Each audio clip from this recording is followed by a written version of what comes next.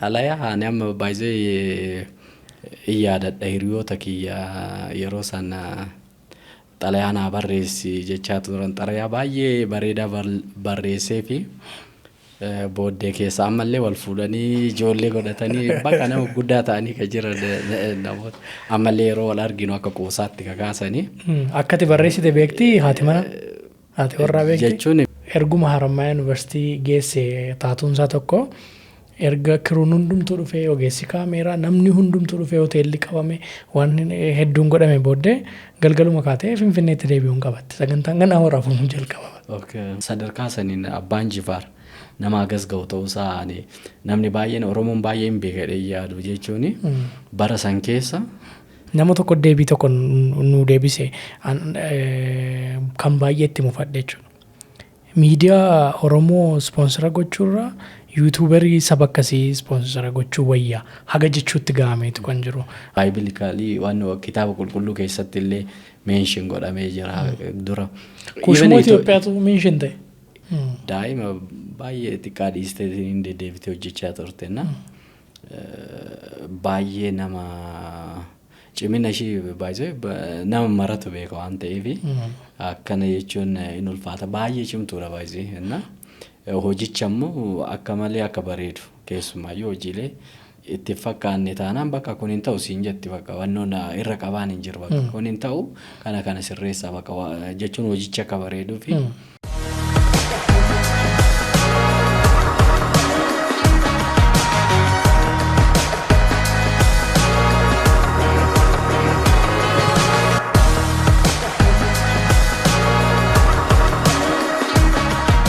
Yooyyaa Shamaar Kafuunee hordoftoota Qubee TV irraa kan daawwachuuf jettan Qubee Poodkaastii keenyaan akkuma kanaan dura baratame keessummoota dhalootaaf waa barsiisu dhalootaaf waa qoodu jennu asitti dhiyeessuun isaan waliin turtii taasisna. Guyyaa har'aas keessummaa godhachuun asitti kan affeerre Yiggaramuu Taammanaati. Inni ogummaawwan aartii garagaraati kan inni qabu keessattiyyuu diraamaa Kiyyoo TV OBN irraan tamsa'aa ture kutaa hedduu qabuun hedduun keessan ni beektu ni jaallattu jennee abdanna. Har'a waliin turtii taasisnaa waa hedduu waliin mari'annaa nu faana bu'aa. Baga nagaan dhufte. Baga nagaan nu eedan galatooma. Mee Yiggaramuu namoonni yeroo baay'ee barreessaa fiilmiitiin si beeku hojiiwwan aadaa seenaa hawaasa Oromoo beeksisuu keessatti gama diraamaatiin hojii babbareedaa hojjetteetta. Hangama kootiin diraamaa Kiyyoo baay'ee jaalladheen jira. Mee Yiggaramuun eenyudha? Eessatti dhalatee kan jedhurraa kaaname sirriitti walaa barru. Maqaan kiyya Yiggaramuu Taammanaa jedhama. Barreessaa fi piroodiisara diraamaati. Keessumaayyuu diraamotaa fi hojiilee aartii hojii wal qabatan hojii garaagaraa hojjedhaa. Kanneen dhaladhee guddadhe godina Baalee aanaa Sinaanaa ganda Alaagee Afuranii jedhamtutti. Egaas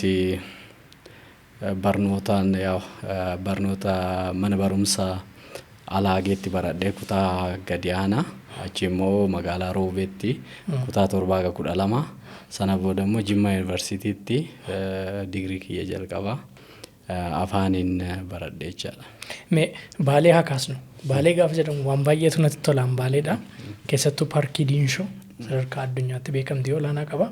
Mee Baaleetti dhalachuun akkamii? Dhalataa Baalee ta'uun akkamii? Achirraa kaanu akkamii Baalee? Baalee jechuun jechoota wanta ibsamuu miti baay'ee. Namni Baalee yeroo jedhu Baaleetti dhalachuun carroomuudha baay'ee. Carroomuudha yeroo siin jedhu Oromiyaan bakki hundi magariisa. Baalee immoo wanti adda isa godhu keessumaayyuu aanaan kenna. Waggaatti 2 fa'aa oomishu rooba duwwaadhaan jechaadha. Gannaa fi bona waan jedhamu. Qamadiidhaan baay'ee beekamaadha. Keessumaayyuu oomishaan akka Oromiyaatti illee Sinaanni baay'ee beekamaadha. Naannoon keenya qamadiidhaan baay'ee beekamaa. Kana malees akka Baaleetti immoo wantoota baay'eetu jira. Paarkiin biyyoolessa Baalee jira, Soof Umar jira, Dirree Sheek Huseen jira. Bakka baay'eedha waan ta'eef fixxuu gaarri Saannatee jira. Kunniin Baaleen adda godha.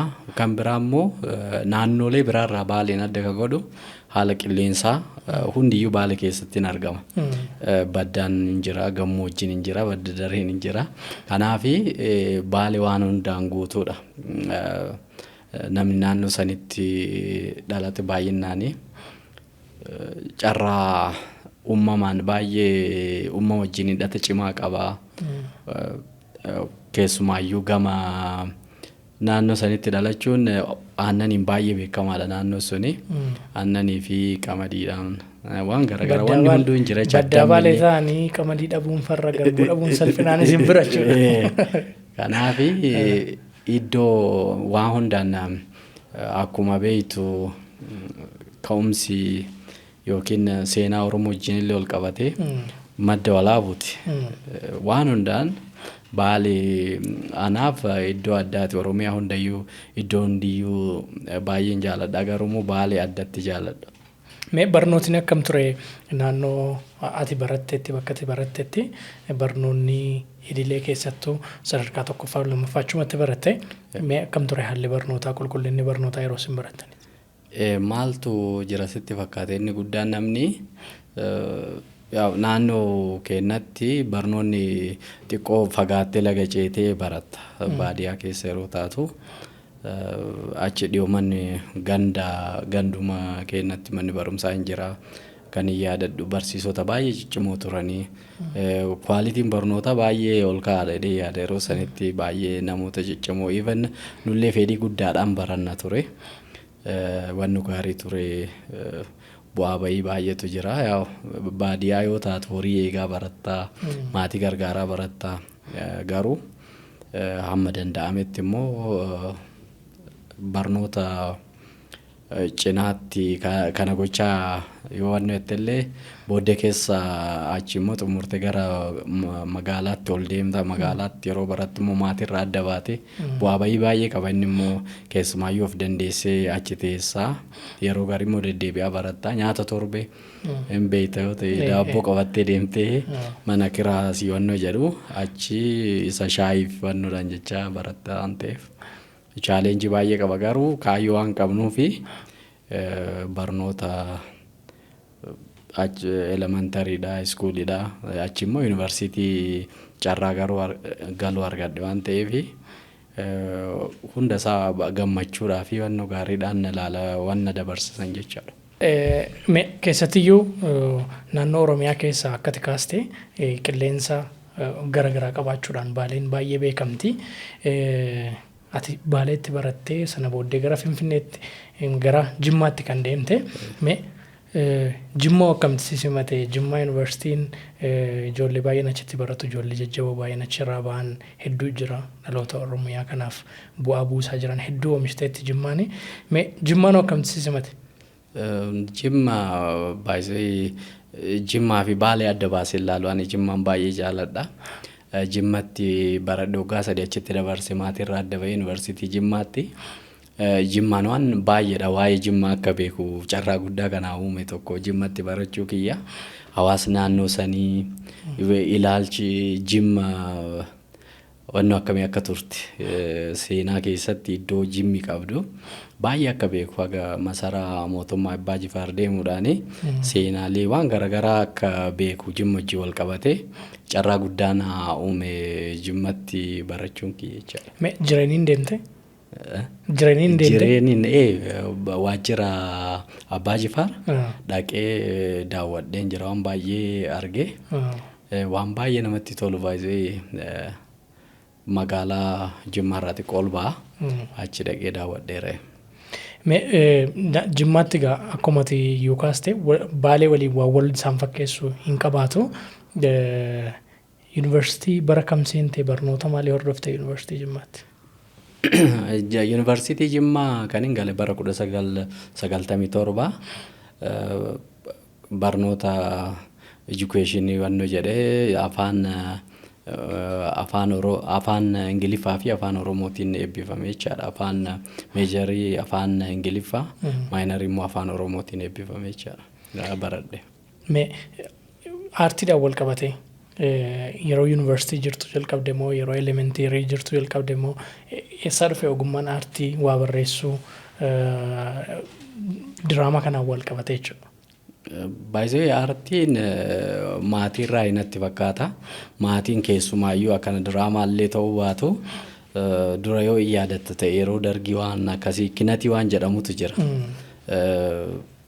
abbaan kiyya baay'ee wannoon meeshaalee muuziqaa aadaa kanneen taphachuudhaan baay'ee beekama. Keessumaayyuu Umar Suleeman fa'aan beektadhee yaada. Isaan baay'ee hiriyaadha baay'ee abbaan kiyyanna baay'ee wal beeku waliin hojjetaa turan isaan fa'aa wajjin muuziqaa wantoota meeshaalee muuziqaa taphachuu sagaleedhaan baay'ee yeroo baay'ee manatti illee waan baay'ee godha. Kanaaf aartii maatimarraa garuu barreessuu kan ammoo elementarii irraa jalqabeeti kutaa 7-8 irraa qabee akkuma beektu baadiyyaatti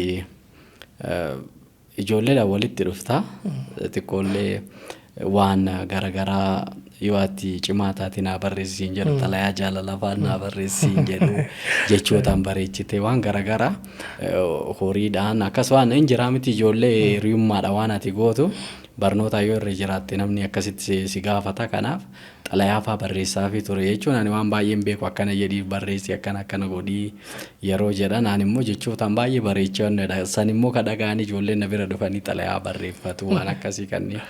Innaa sanirraa ka'eeti gara waa barreessuu kanneen irratti xiyyeeffadhee ka hojjechaa ture jechuudha. Mee xalayaa jaalalaa maal siin jedhanii barreessitaaf?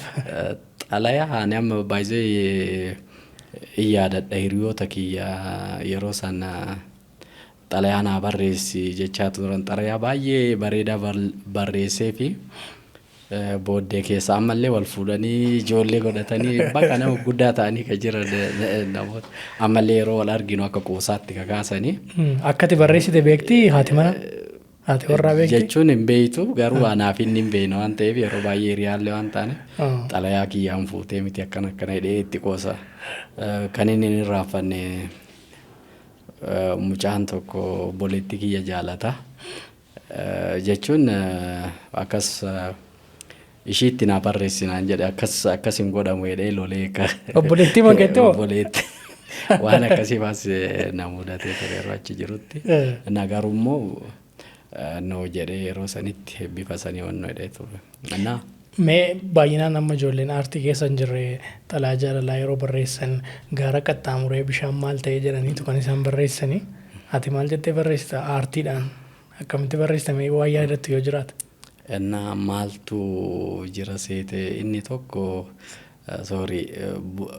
burteedhamti mucayyoon inni jaalate kana walaloodhaan ammallee baay'ee yaadadhu garuu walaloodhaan bareecha akka barreesse jechuun jechootaan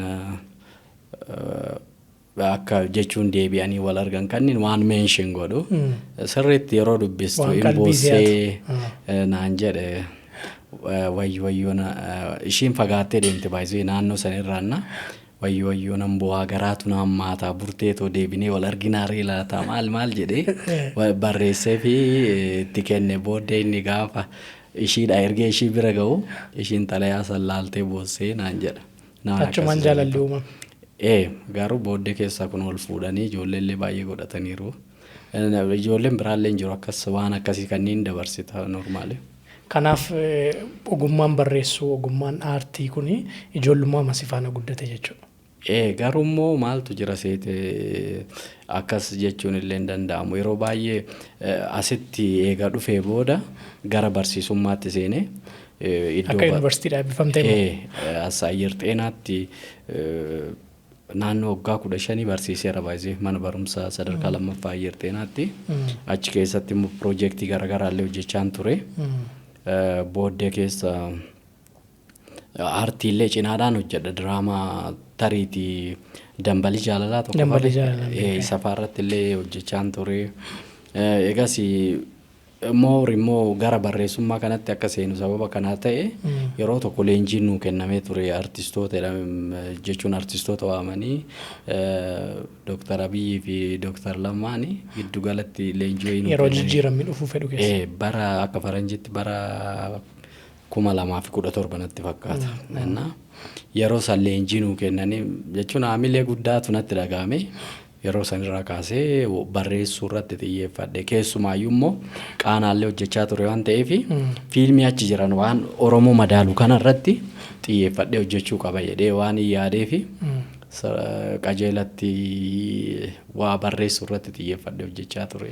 Dambalii jaalalaa yeroo baay'ee namootni xalaa barreessanii ergataniitu Isaa kan itti hojjechaa ture. Lakki dambalii jaalalaa jechuun Moosa diraamaa dambalii. Dambalii oliyaati dambalii. guddataatiin kan barreeffame.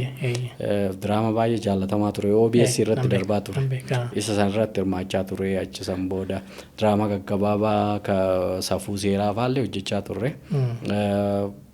Diraamaa dambalii irratti ati barsiisaa hundee ta'ee hojjedhe jirratti. Barsiisaa hundee ta'ee hojjedhe waan baay'ee gaarii ture. Diraamaa baay'ee jaallatamaa ture. Baay'ee jaallatamaa ture yeroo sanatti. Isarratti hirmaachaa ture taatummaadha. Barsiisaa mataa ta'eetuma barsiistuu.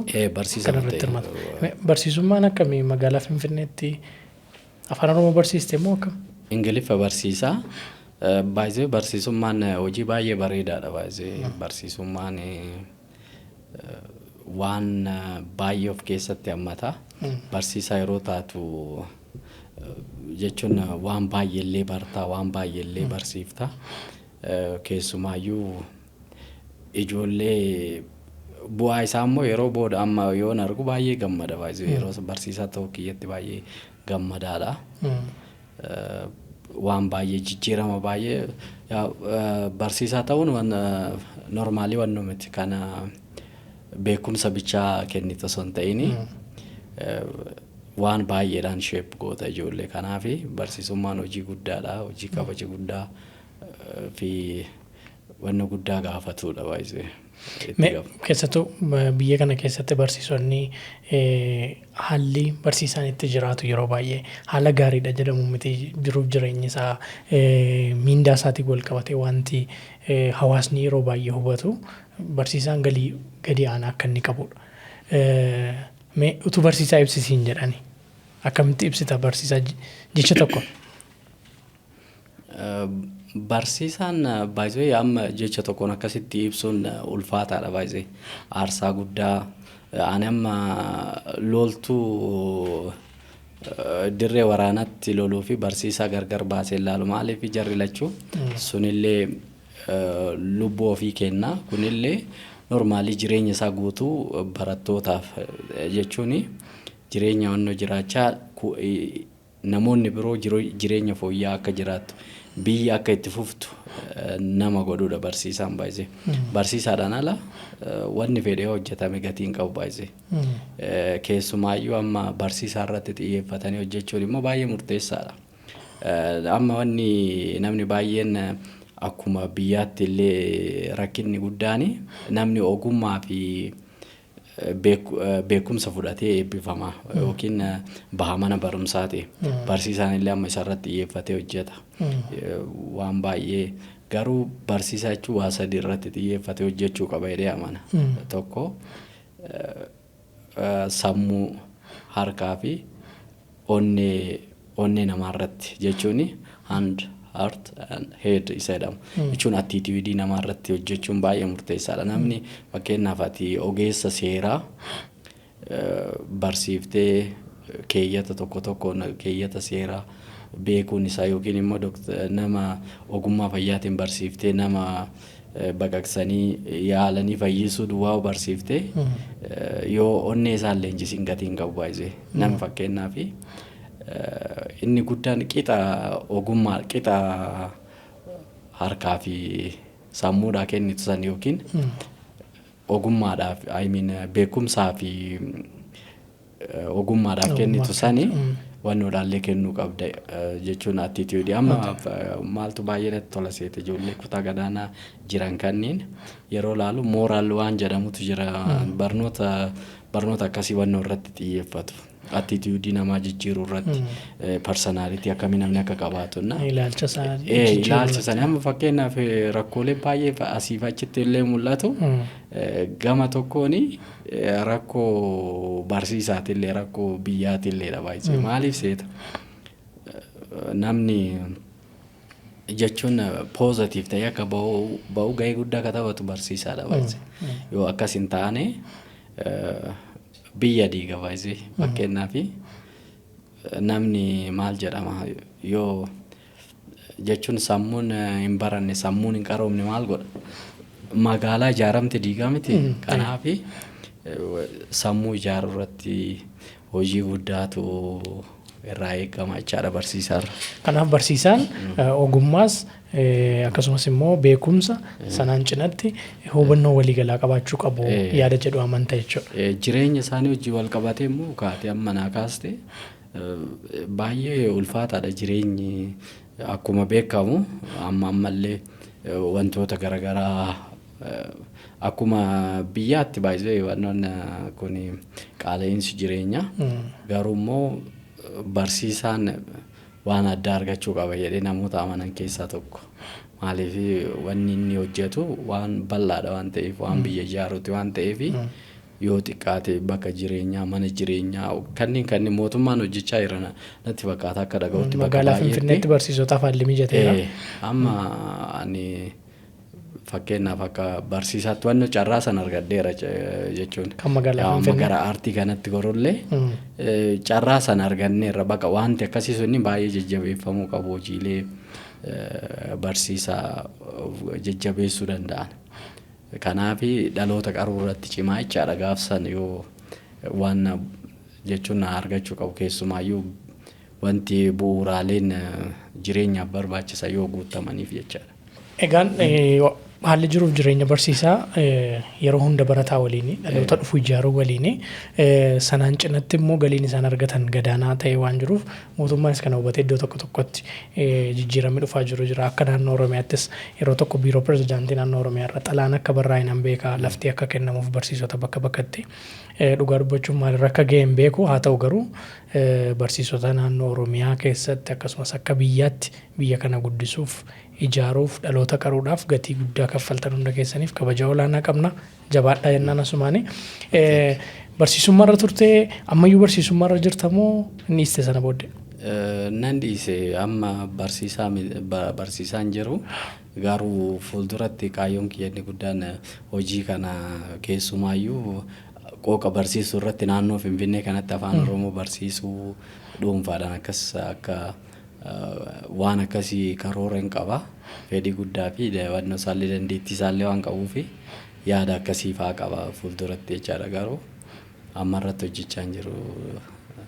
Gara fuulduraatti akkatti deebiteetti fufta abdii qabna. Ogummaa kabaja qabudha. Dambaliitti akkamittiin seenuu dandeesse? Dambaliin diraamaa baay'ee daawwatamaa turedha. Baay'ee jaallatamummaa guddaa qabudha. Ani immoo keessatti seensa isaa irratti faaruu jira. Dambalii kan jedhu. Baay'een jaalladha sana. Diraamaa baay'ee jaallatamuudha. Hawaasni Oromoo baay'ee ni jaallata jedheen abdadha. Akkamittiin achi keessatti hirmaachuu jalqabde? Kana carraa san kanaa kennite Daraartuu jedhamti isheetu ol yaada wajjin na barsiise. Daraartuu jedhamti yeroo baay'ee diraamaa afaan Oromoo bal'inaan diraamaalee baay'ee hojjechuudhaan beekamu. Isaan ani fedha akka qabu itti himee ture. Booddee keessa ol yaada wajjin wal barree yeroo nama iddoo saniif ta'u barbaadanitti akka carraa akka hojjedhu carraan naa kennamee bifa saniitti makame jechaadha. Kanaaf sunis ogummaa kee akkati gabbifattuuf si fayyadeera jechuudha. Moor maaliif ogummicha keessa waan jiruuf akka ta'ee hojjedhu amaloota barsiisummaa wajjin wal qabatanii wantoota jedhaman expressionii garaagaraallee fayyadamuudhaaf na rakkisne normaalee achi keessa ture waan ta'eef jechaadha. Baay'inaan an kanin yeroo baay'ee ittiin si beeku barreessuudhaa fi produce gochuudhaan si beeka. Akkati dambalii keessatti hirmaatte naan dhufne dambalii baay'ee daawwadheera garuu. Haa ta'u diraamaan jalqaba barreessite hawaasa biraan geesse diraamaa kam? Diraamaa Jaalala Lakkuu jedhama. Hojii kiyya jalqabaati uummata waliin kan wal na barsiise. OBN irratti darbaa ture. Achirratti hanqinoota baay'ee qaba garuu akkasitti baay'ee jaallatamaa ture. Seenaan isaa baay'ee bareedaa ture. Innis kutaa dheeraa qaba. Kutaa 30 wayii qaba. Kutaa 24 naannoo san qaba.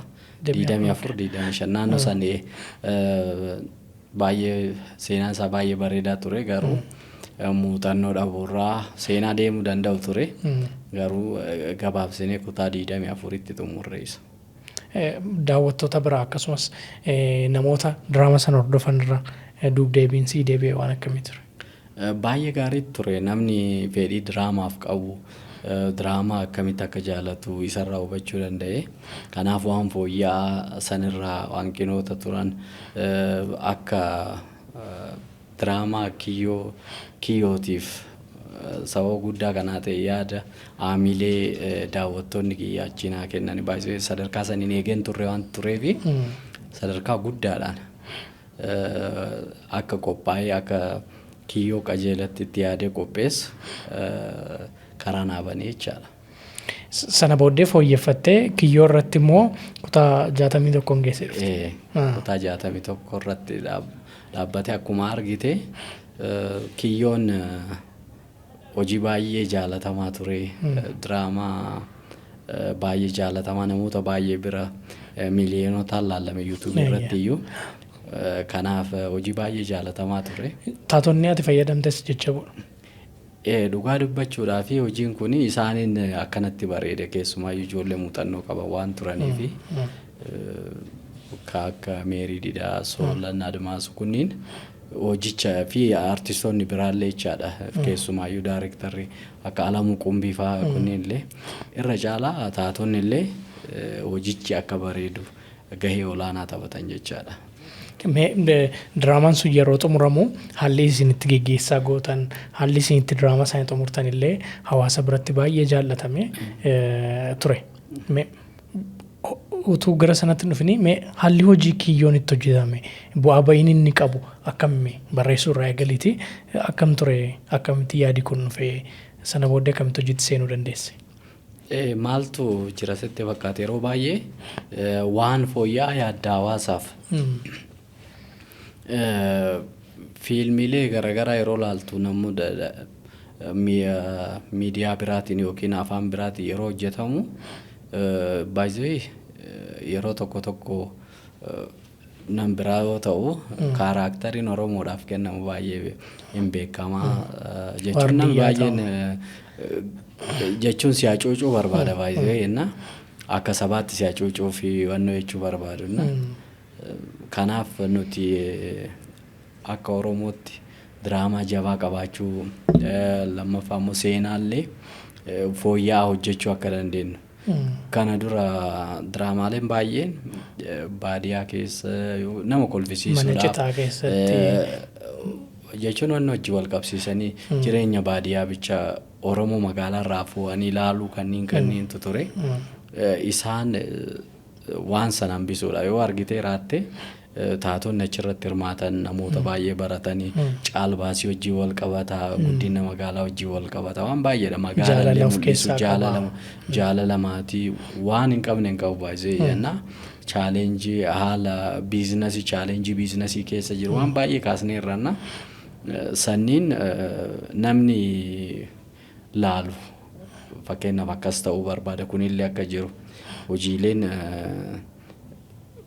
baay'ee namni baay'een magaalaallee ta'ee ilaala dhimmuma baadiyyaa duwwaa laaluu hin barbaadu namni waan baay'ee laaluu barbaada waan keessa jiru kan baadiyyaa jiru immoo waan magaalaa jiru laaluu barbaada waan baay'ee kanaaf irra caalaa kanan irratti xiyyeeffadhee hojjedhe perceptionii namaa waan gama diraamaa afaan Oromoo kanaan jiru jijjiiruu quality isaa waan qulqullina isaa ol kaasuu namoota biratti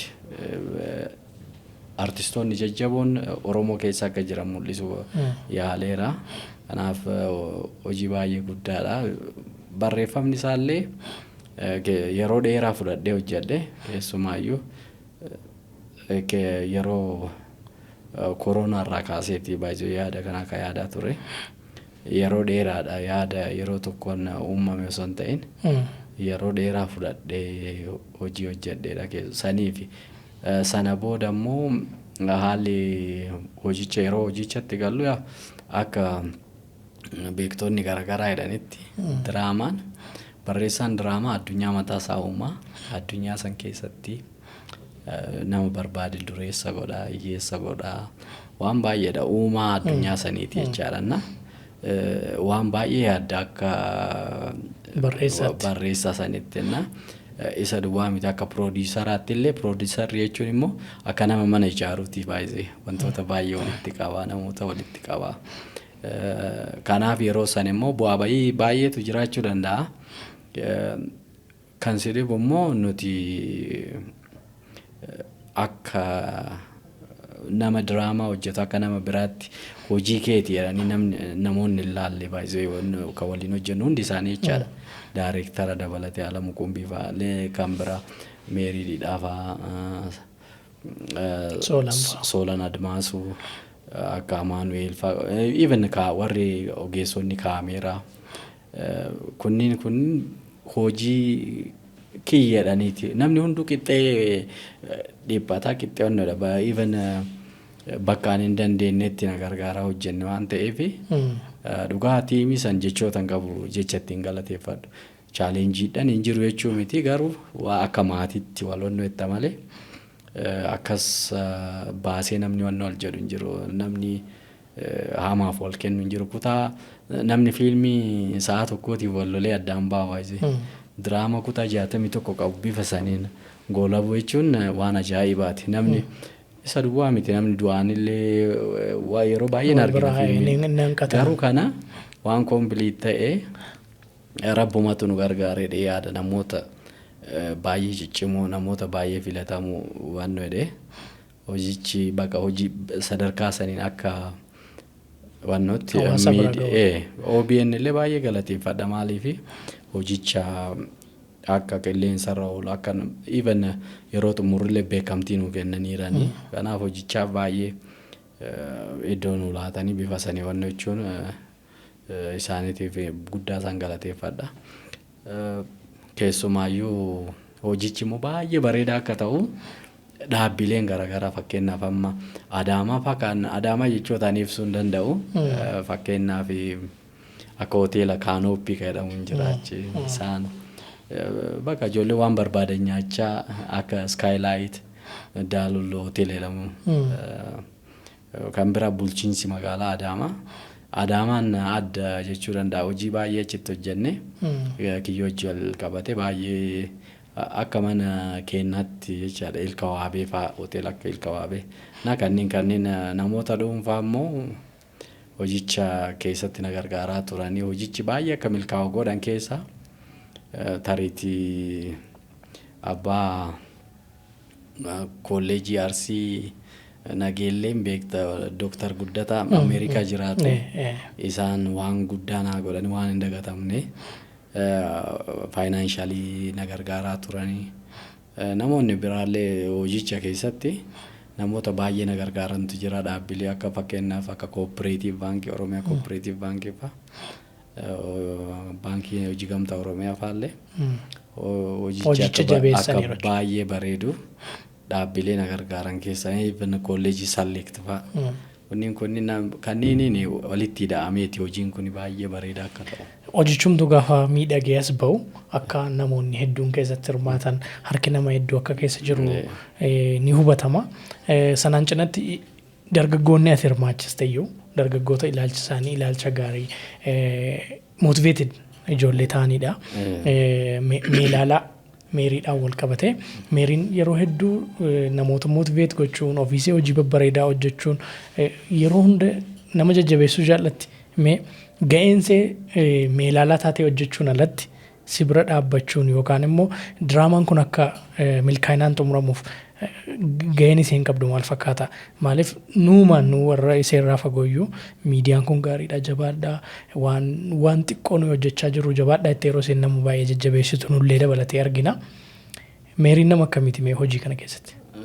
Amma as keessatti dhugaa dubbachuudhaa fi jechuun kana duwwaa miti baay'ee wantoota baay'eedhaan support an fakkeenyaa fi daa'ima hoosiftuu fa'aa dhiiftee hojiidhaaf baay'ee namni koomitmentii agashii qabu hin jirre yaadaan hojii keessatti hojii irratti koomitmentii guddaa qabdi hojiidhaaf aarsaa kamiyyuu kafalti hojiin immoo akka bareedu maximum waan dandeessu mara gooti keessumaayyuu siree baay'ee sana Adaamaarraa deddeebitee waan hojjechaa turte daa'ima baay'ee xiqqaa dhiistee deddeebitee hojjechaa turte baay'ee nama cimina ishii baay'ee nama maratu beeka waan ta'eef akkana jechuun in ulfaata baay'ee cimtuudha baay'ee na hojicha immoo akka malee akka bareedu keessumaayyuu hojiilee itti fakkaanne taanaan bakka kun hin ta'u siin jetti bakka wannoon irra qabaan hin jiru bakka kun hin ta'u kana sirreessaa bakka jechuun hojicha akka bareeduu fi kana godhi san godhi siin jetti bakka hojichi sababa saniin baay'ee bareedaa ta'e isa duwwaayyoo sun ta'ini namoota baay'eellee akka sappoortana godhan keessumaayyuu bakka namoonni baay'een hariiroo ishiin qabduun fakkeenyaaf hojii aartiitiif akka wannoo godhan namoota baay'ee keessumaayyuu Adaamaatti namoonni baay'een akkana gargaaran oolmaa guddaa naa oolteerti hojiilee ammallee hojii hojjennu keessatti akka waliin hojjennu abdii qaba wajjin karoorfanneerra jechuun nama baay'ee cimtuudha baay'ee namoonni injiraa miti yeroo garii jechootaan kan hin ibsine amma hojiilee ishiillee ilaalaa harta baay'ee poodkaastii bareedaa qabdi staandardii olaanaadhaan baay'ee nama waa'ee production quality beekuu danda'a sanena hojii baay'ee addaati baay'ee hojiin ishiin hojjettu keessumaayyuu beeksisa irratti steejii bakka maal jechootaan ibsuun dandeessu kaamettiidhuma bakka seen akkuma sagantaa wanno baay'ee guddaadha baay'ee wannoon ishee dandeettiin ishii amma beeksisaan yaanni ishii fiddu gama steejiitiin steejii irratti yaanni immediately kun waan addaati baay'ee kenna gaafata waan ta'eef simboo akkamitti akka simboo itti hortu steejii irratti na waan baay'eedhaan bakka nama uumamni badhaaseedhe yaada meeriini kan biraamu soolaniillee jechuun dhugaa dubbachuudhaaf nama baay'ee naamusa qabu bilchina qabu even ayyaana aartii nama qabu dhugaa amma jechuun ani diraamaa afaan Oromoo yoo yaadu soolantu na dura dhufa simboo isaa jechuun bakka nama diraamaadhaaf nama hojii kanaaf uumame nama biizinasiidhaan baay'ee successful ta'e inni amma jechuun nama sadarkaa guddaarra jira na garuu fedhiin inni aartiidhaaf qabu achi gadi bu'ee jechuun akka daa'imaatti wannoo jedhee hojii akkamitti akka inni naamusaan ijoolleellee xiqqaadhaa guddaatti namni hundi nama kabaju waan namni isa kabaju waan ta'eef nama baay'ee guddaadha kanaaf amma isaa wajjin hojjechuun kiyya dhugaa dubbachuudhaaf baay'ee carroomuudha yaada namoota baay'ee hundi isaanii motiveetedidha soolanis nama jabaadha diraamaa tokko irratti guddaa dheeroon hojjetu irraa ka'een beeka baay'een jaalladha diraamaa baay'ee hojjechuu nama danda'udha amoonis namummaa dargaggoo motiveetii ta'anidha hundi isaanii amma amaanillee dhugaa dubbachuudhaaf baay'ee hojiidhaaf koomitmentiin amma dhuguma kana siin jedhee amma namootuma muraasa kaasne malee hundi isaanii aktarii makaasaarra warra fuuldura ture akkasi kaasta malee amma fakkeenyaaf daarektara keenyallee yoo fudhatte dhugaa siin jedha bakka aarsaa kafalee bakka akka waan ofiitti kiisii ofiitti wannoo jecha bakka nu dhabnetti hundi isaanii jechaadha baay'ee akka maatiitti bakka rakkoo walii beeyna injiraa miti maatii keessa akka jirtutti fiil goota yeroo isaa wajjin hojjettu kanaaf diraamaa akka baay'ee jaaladhu diraamaa baay'ee ulfaataadha faayinaanshalii baay'ee ulfaataadha garuu immoo namoota akkasii sanniin tiimii akkasiitiin hojjechuun waan fedhellee qal'aanan fakkeenyaaf waan baay'eetti dhabeera diraamaa jechaadha garuu isa san baay'ee jaaladheetiin wannoo jechuun jaaladhee hojjedha. Toleme yeroo baay'ee namoonni diraamaa barreessan fiilmii barreessanii yaadota isaan yeroo hedduu anaaf kaasan keessaa intarviiwudhaanis yeroo gaaffiif deebii goonus ta'uu danda'a yeroo hiriyyummaadhaan walitti siqnee waliin haasofnus hanqinni maallaqaa hanqinni ispoonsaraa akkasumas namoonni hubannoo fiilmii kana dhabuun akka guddina aartii Oromoo irratti dhiibbaa uumuudha kan isaan naa kaasanii ati kutaa 61 hojjette wantoota akkati milkooftuuf sababa sii ta'an muraasa kaasneerra. Maddii maallaqa keessanii yookaan immoo maddii isin ittiin hojii kana hojjechuuf maallaqa ittiin argachaa turtan maali dargaggoonni biraanis akka irraa barataniif namoonni diraamaa barreessanii fiilmii barreessanii taa'aa jiran hedduun akka isaan jiran quban qaba garuu sababa ispoonsaraa taa'aa jiru ispoonsara suman qabaatiin maallaqa keessaniin hunda isaa hojjettan immoo akkuma tamma kaaste warruma amma lakkoofsaan maqaa dhoofte kanatu qofatu ispoonsara isin goonaan hojjechuu dandeessan. Akkam taasitti fakkaate yeroo garii wannoon akkuma sabaatti hanqina guddaa qabna baay'ee. Oromoon saba baay'ee guddaadha. Uummata miiliyoonaa ganaa ta'anii diraamaa tokkollee sirriitti jechuun osoma wannollee walitti baafne saantibii 50 jechuun waan guddaa hojjechuu dandeenya baay'eena. Amma maayinni rakkoo guddaatu jira diraamaa jechuun amma kiyyoo irratti kadhaamne iyyuu sababa faayinaansiitiin barreessee xumureera kutaa diraamaa kutaa 71 ta'u rakkoo cimaatu jira jechuun gama saniin gama faayinaansiitii yoo laalte dhugaa dubbachuudhaa fi abdii kutatta. Namni abbaan qabeenyaa Oromollee ilaalchinni baay'een isaanii akkuma namoonni muraasni kun amma meenshin godhe akka na gargaaranitti namoonni gariin immoo jechuun dhaga'uyyuu hin barbaadan baay'ee waa'ee aartii Oromoo. Fakkeenyaaf atamma akkuma namoonni muraasni kun na gargaaranittidha kanitti jette gargaarsa natti hin fakkaatu ana. Namni tokko dhaabbata isaa beeksifata. Innuma kadhatee dhufuu qaba. Diraamaa akka kiyyoo akkas bareedu dargaggoonni ciccimoon irratti hirmaatan seenessa gaarii of keessaa qabu namni qabeenya isaa beeksisuuf kadhatee si bira dhufuu qaba malee abbootii qabeenyaa hedduu biratti san kan hin dhaga'u abaluun gargaareera jedhu malee ispoonsara godheen dhaabbata koo beeksifadhe hubannoon jedhu abbootii qabeenyaa bira hin jiru yeroo baay'ee. Hubannoon sun argitee taati of hin beeksisadhanii isiniif maallaqa ispoonsara isin godhu moo gargaarsadhanii ispoonsara isin godhu? Amma yeroo baay'ee dhaabbileen amma ispoonsara na godhanii jiru keessumaayyuu dhaabbilee diraamaa san yeroo hojjedhu dhaabbileen kennan fakkeenyaaf akka baankii hojii gamtaa Oromiyaa fa'aa hin jiru akka kolleejii keessumaayyuu wannotu saba biraatu irra hubannoo qaba baay'ee aartii Oromootii fi ka gargaaru baay'inaan ispoonsara godhee itti amannu saba biraatu baay'inaan kan sirriibunna dhaabbilee Oromoo muraasa to'annoo jedha. Ispoonsara gochuudhaaf fedha qaba nama dhuunfaa miti siin jechuu barbaadeeti namni dhuunfaa normaalii wal beekuudhaan hojii keetti amanuudhaan namni muraasni akkuma siin jedhe namoonni gargaaran hin jiru. Garuu immoo hubannoon jiru baay'ee gadi bu'aadha. Ati akka kadhattuutti silaalu baay'ee yoo dhayite gaafattee suni hubannoon sun jijjiiramuu qaba jedhee yaada jechuun dhaabbata ofii beeksifatee dirqama fakkeenyaaf dhaabbata yoo qabaate yookiin immoo gama biizinasiitiin illee yoo ilaalle social responsibility waan jedhamutu jira jechuun bakka dirqama hawaasummaa bahuu qabda. Dirqamni hawaasummaa immoo hawaasa sirraa bitatu yookiin tajaajila sirraa argatu san waan inni jaalatu anas affeere jechuunidha. Fakkeenyaaf diraamaa nama maamila keetii yookiin yeroo ispoonsara gootu tajaajilama kee daawwadhu anatti affeere ani ispoonsara si godheera akkuma nyaata fakkeenyaaf hiriyaa kee yookiin nama jaalatu tokko nyaata inni jaalatu affeertu san akkasuma sagantaa kanallee dhaabbata kanatu akkanatti tumsee maamila kiyya waan taateef daawwadhu saba kiyyaaf immoo kana aartii isaa guddisuu keessatti kan hojjedheedhe akka dubbatu even gamoonnuutiin illee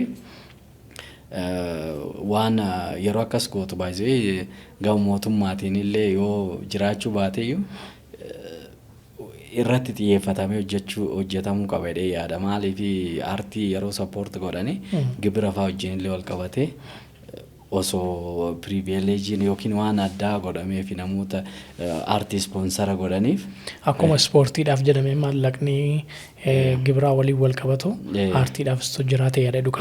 Aartiidhaaf maaliif seeta deddeebisee wanti ani dubbadhu aartiin baay'ee humna guddaa qaba biyya ijaaruu keessatti biyya akka biyya beeksisuu keessatti jedhee yaada gama hundaan iyyuu badaadhaan illee tola gara gaariidhaan illee aartiin humna guddaa qaba baay'ee. Namoonni biraan fakkeenyaaf faallaa Oromoo kataanii argiteerta sirballee aartiillee akka waraanaatti Oromoo ittiin waraanu baay'ee Oromoo ittiin lolu. Gama biraatiin immoo warri Oromoo ta'an immoo isa deebii fakkeenyaaf sirboota amma dhiyeenya kana argaa jirtu wanni inni tokko biyya diiguudhaaf biyya nageetiif waan ta'e dhalootatti wannoo gochuudhaaf itti fayyadama. Inni biraa immoo waan sun sirrii akka hin taane deebii kennaa jechaadha. Aartiidhaan wannoo itti aartiidhaan gadi baatee amma akka mootummaan gadi ba'ee kana waan yartuu akkasii kanaaf deebii kennaa hin oolu baay'ee hojii baay'ee qabu waan ta'eef jenna. Maal inni guddaan aartii sappoort gootee aartiidhaan biyya piroomoot gochuu utubuu fakkeenyaaf qabeenyaan utubuu aartistii namni baay'ee yoo ikonomikaalii hin jabaatin of yoo hin danda'in homaa gochuu hin danda'u. Aartii miti waa'ee ofii waa'ee kee yaadda malee waa'ee onnoo yaadu. Aartistiin immoo akkasitti yaaduu hin qabu jedhee yaada maaliifi utubamuu qaba. Mootummaan illee waan xiyyeeffannaa addaatti kennuu qaba gama aartii kanaan. Sammuu nagaadhaan waa kalaquu qaba. Kalaqni immoo wannoo gaafata tasgabbii fi nageenya gaafata. Ikonomikaalii dhiphachuu dhiisuu jechuun waa'ee maallaqaa yaaduu hin qabu jedhee yaada aartistiin. Kanarratti xiyyeeffatamee osoo hojjetamee baay'ee gaariidha. Dhaabbileen baay'een sappoort gochuu dirqama isaanii osoo godhanii kennaaf aartiidhaa fi oomisha isaanii beeksifatu miti. Oomisha fakkeenyaaf ani erguma qubee TV banne dhaabbilee hedduu dubbisneerra. Akka ispoonsara nu godhaniifis akka oomisha isaanii beeksifataniifis dookumentariiwwan garaagaraa waan hedduu akka isaan waan gama miidiyaatiin isaan barbaachisu akka hojjetaniif jechuudha. Nama tokko deebii tokko nu deebise kan baay'ee itti mufadhe jechuudha. Miidiyaa Oromoo ispoonsara gochuurraa yuutuubarii saba akkasii ispoonsara gochuu wayyaa haga jechuutti gahameetu kan jiru abbootii qabeenyaa fi dhaabbilee Oromoo biyya kana keessa jiran biratti. Namni oomisha isaa beeksifatu keessattuu diraamaan keessan viyoorii yookaan immoo daawwattoota hedduudha kan inni qabu. Daawwattoota hedduu kanatti oomisha ofii tajaajila ofii beeksisuun hinumaa isa fayyada malee gargaarsa addaa diraamaa keessaniif godhuu hin qabu. Isin maallaqa argattan sanaan daawwattoota keessanitti gurgurtu inni immoo daawwattoota keessan fayyadamee oomisha isaa beeksifata. Kun gamlachuutti faayidaa qaba jedhee yaada. Hubannoon kun baay'ee gadaanaadha. Abbootii qabeenyaa birattis dhaabbilee Oromoo hedduu biratti iddoo hundumatti gufuu ta'ee waan jiruudha. Haa ta'u waan ati amma kaaste kanarratti fakkeenyaaf ani sidhiba sagantaa ayyaanaa Amaariffaa yaala heddeetiin yaale kan sidhifu. Afaan Oromoo dhiiste? Namni jechuun si beekanii akkuma akka godhan akka jiranitti dhaabbileen biraan sidhiba jechuun salphaa miti barbaadee fidda garuu haalli itti barbaaddu salphata. Amaariffaa yeroo hojii Amaariffaa afaan biraatiin hojjettuna. Kanaaf wannoo rakkoo tokkotu jira jechaadha. Hubannoon hin jiru afaan Oromoo kana. Namni dubbachuullee baatu baay'ee namni baay'een amma suni namni atamma yuutuubii Amaariffaa tokko ispoonsara gochuu wayyaa. TV afaan Oromoo yookiin chaanaalii afaan Oromoo tokko ispoonsara gochuurra. Chaanaalii afaan Oromoo tokko ispoonsara gochuurra namni baay'een afaan hin dubbachuu baatullee gochaan san caalaa godhutu jira baay'ee. Jechuun gadi wal qabu maal akkuma argitu baay'ee akka wannootti gadi wal qabu kanaafi hojii keenya gadi qabnee ilaaluu wannoodha. Immoo sidhiba amma sabba wannoo biraa dhaqee godhu Oromoo baay'ee. Maal jedhama seete kafiraaf jamanaan dhaabne ormaaf hudduu dhaabdi moo maal jedhama jechuun bakka kee guddisuu qabda malee namni baay'een bakka wannoon malee maal jedhama akka of jaalachiisuuf hin jaalatamu baay'ee. Fakkeenyaaf amma warruma diina kennaallee yoo laalte horii kennaan nu lolu baay'ee.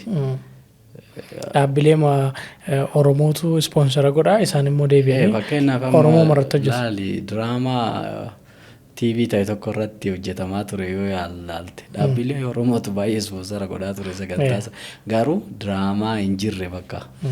Diraamaa waan hin hojjetamne biyya keessatti waan hin taane.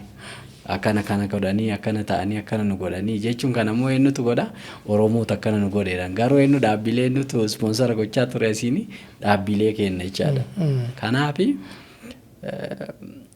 dadhabaallee ta'u nama kee guddisu baay'isoo wannoo kee Diinaaf meeshaa waraanaa bituu jechuudha. diina keetti meeshaa waraanaa bituu hin qabdu. Lammaffaa nullee haalli itti ammaaf tura seeta guutumaan guututti isaanillee komachuu osoo hin ta'in hanqinni artistoota Oromoo birallee jiru. Mee maaltu jira artistoota Oromoo bira? Hanqinni jiru maal? An fakkeenyaaf hojii qulqullina hin qabne yoo qabattee dhayite gabayaa bilisaati baay'isee waan bareedaa yoo ta'e akkasirraa bituu danda'anitti hojjechuu qabdaatillee. Qulqullina olaanaadhaan maaliif seeta waan tokko waan nyaatallee yoo ta'e waan sitti mi'aawu waan fayyaadhaafillee gaariidha itti yaaddu filattee onnoo ittaa miti akkasuma nama waan bareedaa waan taane yeroo hunda boo'icha yoo ta'e yeroo hunda waan nageetiif yoo ka ta'u ta'e hin ta'u jechuun wannoo sirrii miti garuu bakka waan bareedaa ta'e waan qulqullina qabu waan dorgomaa ta'e qabattee dhiyaachuun baay'ee murteessaadha jedhamana. Kanaaf artistoonni isa kana furanii gama qulqullinaa hojii isaaniitiin qulqullina hojii isaanii ola kaasanii dhaabbileen Oromoo fi abbootiin qabeenyaa Oromoo immoo waan Oromoo kana jabeessuu irratti hajabaatanidha ergaan waliigalaa jiru. Haa ta'u kiyyoo gaafa xumurtanii gargar baatan haalli isin itti golobdan sun hawaasa biratti jaallatamummaa olaanaa uumeera. Yaadni golobbii sun akkamittiin dhufe bifa sanaan hundi keessan jaalalaan akka sila kaaste immoo namni tokko utuu isin keessaan hin hanqatin bifa sanaan walitti dhuftanii miidiyaalee hedduu irrattis illee hojiin keessan sun jaallatamee deemtanii yaada kennaa turtanii yaadni sun akkamittiin dhufe akkamitti milkaa'e xumurrisa? Baay'ee ijoollee hin mari'anne egaa xumurree booda bifa adda ta'een walitti diraamichillee haalli itti goolabame haalli nullee wal galateeffanne keessumaayyuu anallee ijoolleen even laaqanallee wal affeerre waan guddaa waan addaatu ture sanduwaa miti OBN illee carraa nu kenne achillee dhaqnee bifa achillee gaggeessaa OBN ofiisaa isin galateeffatee nu galateeffatee waraqaa beekamtii nu kenne bifa saniin nama muraasa baay'ee amma diraamaa jalqabdee lolaan goolabame yeroo baay'ee hojii qabattee dhayita gidduu rageessee yookiin wal loltaa yookiin maal jettaanna nu garuu galata waaqayyooti sunniin martiyyuu baay'ee bareeda ta'eetiin hin xumurame rabbi nu gargaare jechaadha. Keessattuu warra diraamaa hojjetan kana keessa Kumsaa Taammanaa beektanii yaada Kumsaa Taammanaa kana waliin hiriyaadha wal siqna yeroo tokko yuunivarsiitii Haramaayaatti yeroo nuyi barannu kiruusaa fidatee dhufe achitti fiilmii kana diraamaa kana hojjechuuf jechuudha. Kutaa 2-3 wayii yuunivarsiitii Haramaayaatti hojjete hanqina taatota gidduu jiru kaasuuf jedheen. Taatota inni fidatee dhufe keessaa erguma Haramaayaa yuunivarsiitii geesse taatuunsaa tokko erga kiruun hundumtuu dhufee ogeessi kaameeraa namni hundumtuu dhufee hoteelli qabame waan hedduun godhame booddee galgaluma kaatee Finfinneetti deebi'uun qabatte sagantaan ganaa waraabamuu jalqabama. Tikkeetti xiyyaaraa kutattee Finfinneetti deebite. Hojiin immoo isee malee hojjetamu. Baay'ee rakkoo cimaatu isa mudate jechuudha. Baay'ee yeroo inni aaree waan godhu wal'aalee taa'ee rakkatuun argaa ture. Hanqinni gama taatotaatiin illee jiru hubachuu dhabuun nama diraamaa sana barreesse akkasumas produce gochaa jiru hubachuu dhabuurraan fedhii ofii qofa ilaaluun yeroo tokko tokko hanqinni uumamee yeroo itti kiroon walitti bu'iinsa uume yookaan immoo taatonni walitti bu'iinsa bu'anii uumanii faca'an ni mul'ata. Sanas ta'u kana garuu rakkoo hedduu keessa dabartanii fiilmii Oromoo sadarkaa kanatti hojjechuun illee waan guddaadhaan guyyaama tokko Kumsaa akkasitti ilaaleeyyuu baay'een dadhabe. Maaliif waan si mufachiisu hedduu jira. Isin immoo bifa kanaan xumuruun keessanillee waan baay'ee namatti toludha. Muummichi ministeeraa Itoophiyaa yeroo hedduu artistoota wal qabatee akkasumas immoo namoota fiilmiif diraamaa Itoophiyaa keessatti hojjetanii wal qabatee Itoophiyaan bifa barbaaddeen hin beeksifamne yeroo isaan jedhan jira.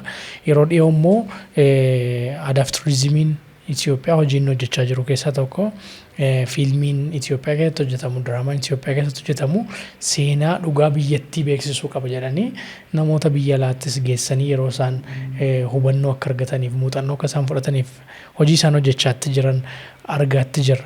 Garuu gama artistootaatiin hojiin hojjetame keessattuu hojii mootummaan hojjechaa jiru haala biyyaa beeksisuu keessatti hanqina jiradhanii yeroo dubbatan hooggantoonni mootummaa muummicha ministeeraa dabalatee ni arginame.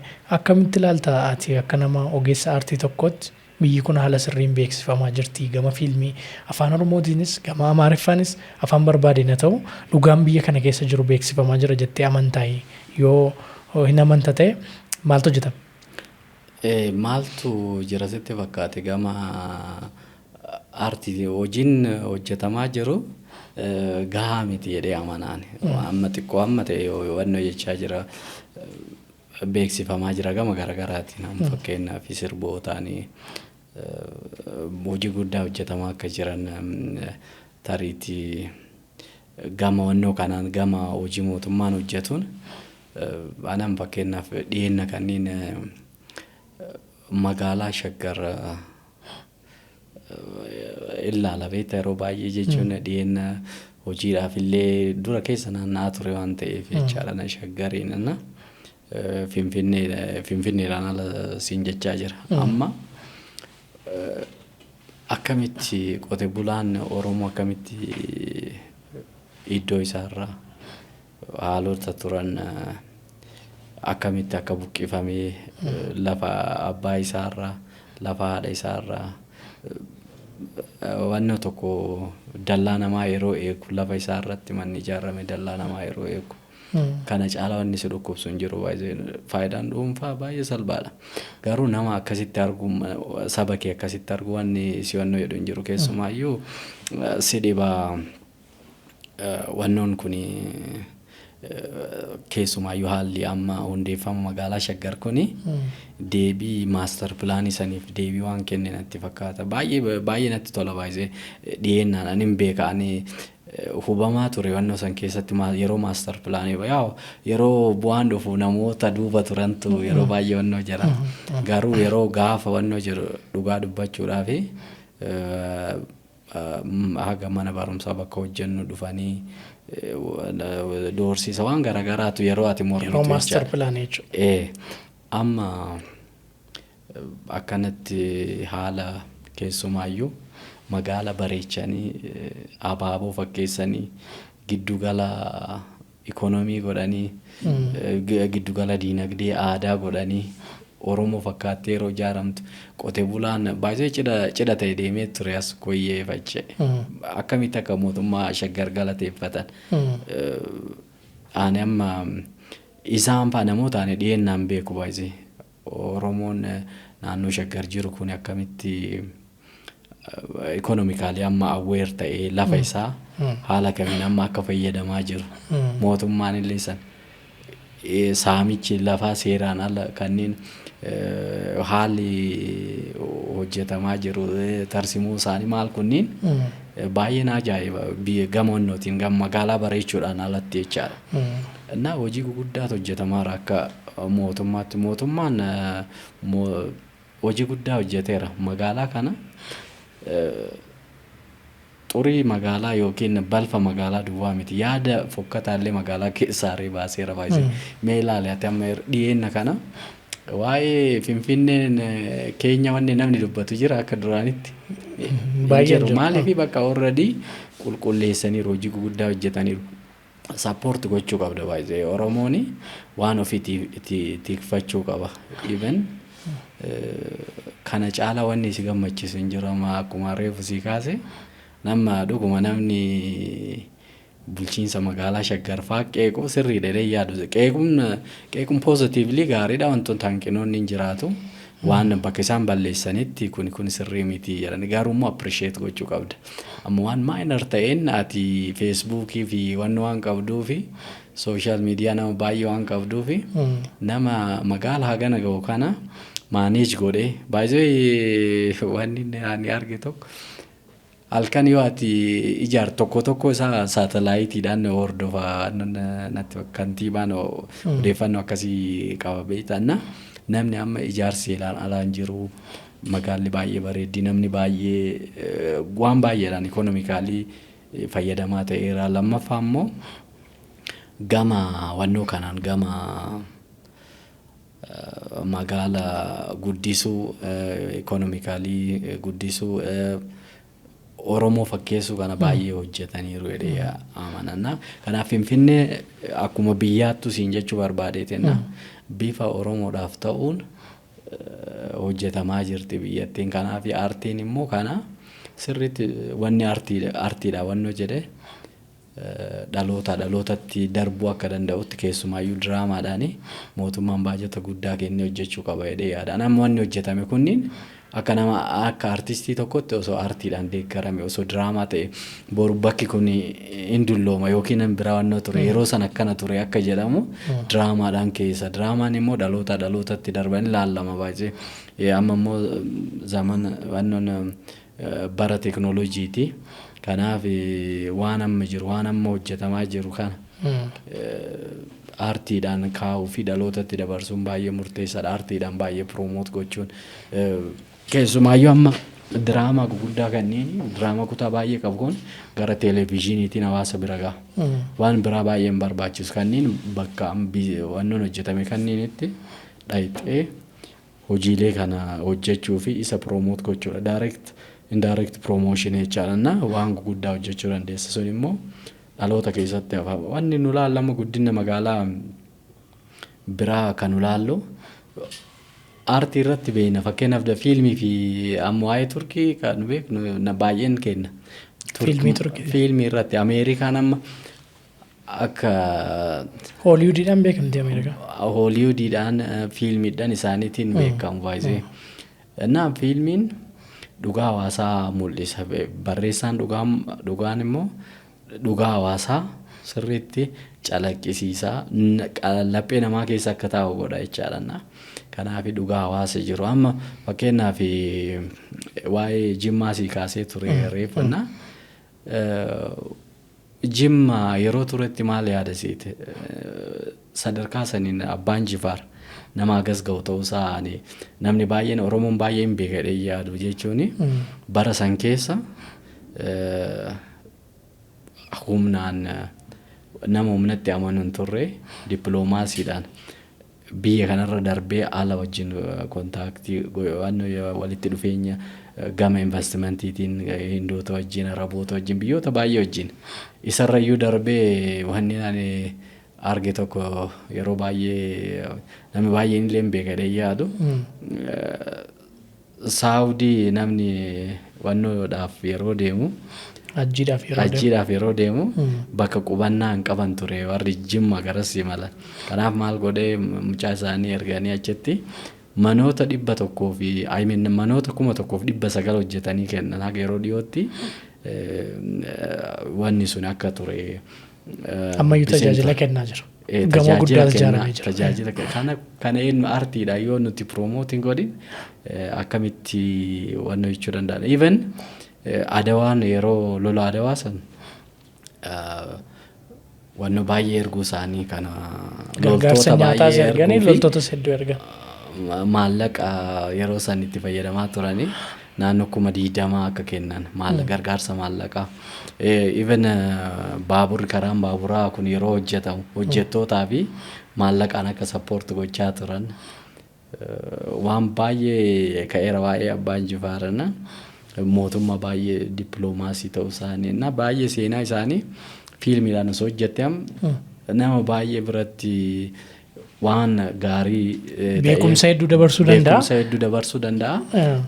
Dhalootaafis waan gaarii. Dhalootaaf illee madda wannoo gaarii ta'ee darba jedhee yaada. Kanaaf haala beekamuu qabuun kana duwwaa osoo hin ta'in aartii irratti mootummaan baay'ee hojjechuu qaba jedhee yaada. Akkuma sii kaase aartiin laphee namaa qaruudhaan beekama aartiin. Namni aartiidhaan qarame even kanaaf amma kanuma wal qabate dhimma Jimmaatii wal qabate dhimma Abbaa Jifaarii wal qabate namni ispoonsara godhu dhaabbatee mootummaas haa ta'u ispoonsara godhu argamnaan ati barreessitee seenaa isaanii hojjechuuf qophiidha jechuudha. Ani kan sidhibu baay'ee bifa addaatiin hojjechuudhaaf baay'ee qophiidha. Maaliif seenaa isaaniillee baay'ee qoradheera baay'ee beekeera na hojii san immoo aartiidhaan lubbuu itti hortee sirriitti hojjetamuu danda'a. Fiilmii bifa fiilmiitiin hojjechuu dandeessa. Waan achi jiru jechuun wantoota baay'ee amma kenna garagaraa kenna xalayaadhaan maaliidhaan kenna garagaraa Abbaa Jifaariif kennamaa turan. Even sireen isaan irra ciisan Indiyaa fa'arraa dhufeef. Wanti baay'een baay'ee qaroominna sadarkaa saniin biyyi kun osoo abbaa jifaariin durfamtee raatte anama dhuguma muummicha ministeeraa ija sanii ilaala maaliifi bakka waan achi jirutu waan hin jirre hin dhufu baay'ee haga fedhellee ta'u hawaasa keessatti guddatteerraa baata baay'ee wanno dippiloomaasii wanno jiru kuni isanatti fakkaata maaliifi dandeettii ogummaa dandeettii haala ittiin asii mootiin Taklaa Hayimaanoot waan irraa deemanii inni ka Goojjam jechaadha abbaa Jifaar wajjin lola dhaqanii then deal godhan amma jechuun tokkoffaa dippiloomaasii fooyya'aa ta'uusaa waan amaniin abbaan Jifaar jechaadha kanaafi Minilikillee maal godhe bara 1981 keessa waraana isaa gobanaa Daacheetiin durfamu garasitti erganii eegasii qabxiiwwan garagaraa ka'an mootiin waraanni Minilik Jimmaa akka hin qubanne dhimma Jimmaa keessa Minilik akka harka hin galfanne wantoota baay'ee kabachiifatanii haga darbuu isaanii eega isaan darbanii booda Haayila Sillaaseedhaan baay'ee walii galteen isaanii fi Minilik gidduu jiru suni kan inni adda jete. Kan kufaatiin mootummaa abbaa Jifaar yookiin immoo Jimmaa sana boodanna wanti baay'een sana booda dura akka ture qaroomin Jimmi sadarkaa kamirra akka turte baay'ee wanna mul'isu turenna. Kanaaf kanneen fiilmiidhaan yoo hawaasa barsiifte malee amma seenaa kana itti himteetiin hawaasni hin qabatu aartiidha waan ta'e nama keessatti hafa baay'ee. An keessattuu amma yeroo baay'ee diraamaawwan Oromoo hojjetamanii kanaan dura dhimma qabsootiin wal qabatu dhimma sirna gita bittaa ofirraa cabsuutiin wal qabatu. Ammas wantoonni hojjetaman jiraachuu danda'u hanqina jiru furuuf garuu immoo akka tamma kaastee seenaan abbaa Jifaar fiilmiidhaan hojjetame argeen beeku sirba keessatti namoonni tokkoon kaasu garuu abbaan Jifaar akkam turani fakkeenyaaf mee fudhadhu ilaali Turkii masila kaasne Turkiin mootota sirna see guutuu ijaaraa dhufan hunda isaanii tokko lamaan fiilmii isaanii hojjettee jirti. Eessarraa kaatee gaafa hattoota galaanarraa to'achuu jalqaban irraa kaasanii utuu biyyeen ta'in hattootuma ittisuuf maatiin tokko yeroo isaan wal ijaaranii obbolaan galaana tiksuu jalqaban irraa ka'ee amma dhufanii impaayera guddaa ijaaranii addunyaa gartokkeen bulchuu amma jalqabanitti seenaa see tokko lamaan mootummaan biyya sanaa hojii kootee hojjetee jira. Akkati kaaste seenaan abbaa Jifaar hin hojjetamne seenaan Iluu Abbaa Boor hin hojjetamne seenaan Kumsaa Moroddaan hojjetamne seenaan Sheek Huseen hin hojjetamne wanti tokko hin hojjetamne biyya kana keessatti jechuudha. Kanaaf gama artistootaatiin hojii hedduutu isinirraa eegama jedhee yaada. Akka amma kaaste immoo namoo ijoolleen abbaa Jifaariin jaallatan jiraachuu danda'u. Ijoolleemti Jimmaa immoo humna guddaa qaban jiraachuu danda'u. Fiilmiin abbaa Jifaar tokko lamaan seenaadhaan qoratame hojjechuuf qophiidhanni isin immoo ispoonsaranii gootonni abdannaa warreen aangoorra jirtanis seenaan abbaa Jifaar bahee yoo mul'ate isiniifis ka'umsa gaarii ta'a waan ta'eef fakkeenyummaas qaba jedhanii ilaala mootummaan tokko gaafa hojjetamu aduwaadhaan wal qabate komiin tokko ni ka'a sirba keessatti waa'een fiilmii aduwaa amma ta'e hojjetame waan mul'ate maaliif bakka bu'ummaan Oromoo sirriitti mul'anne fiilmii sanarratti waan jedhuuf. Maaliif nama biraatu hojjeta waan ta'eef amma kan sedhiif waa'ee adawaa kaastee irratti meelaali biyya kana keessatti loltoota adawaa dubbisaan ture baay'ee isa wajjin illee wal qabate waan baay'ee ilaalaan ture yeroo barreessaa taatu baay'ee beeyitee barreessuu qabda wanta baay'ee ilaalte loojikaal ta'uu qabda waa'ee Oromoo kanaayyuu meelaali jechuun Oromoon eessa haga eessaatti gaanfa Afrikaa kan uummata Afrikaa fi uummata Kuush ta'uusaa amma wanni nutti himuumi warra jibba Oromoo qabaniin barreeffame wanni baay'ee naareeshinii sobaati garuu seenaan garagaraa amma wantoota madda garagaraa eeruudhaan Dr. Tasammaa Taafaa ka barreessan waa'ee Oromoo irratti uummanni Kuush qooqa kaasaa jedhamurraa kaa jechuun waaqa jechuudha saa jechuun uummata jechuudha Kuush jechuun kanaaf uummata waaqayyoo jechuudha Kuush immoo fakkeenyaaf baayibilikaalii waan kitaaba qulqulluu keessatti illee mention godhamee jira